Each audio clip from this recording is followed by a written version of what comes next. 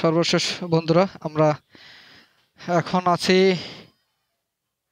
আহ, এটাকে বলে কি জানি ভাই, জসিম ভাই, এটা শিবগঞ্জ থানায় না?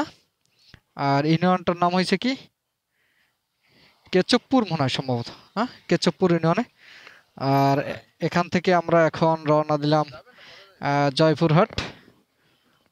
জয়পুরহাটে আমাদের আর একটা আহ, জায়গা আছে, ওখানে যাব।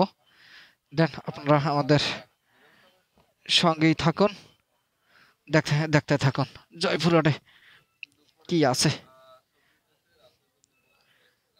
আহ,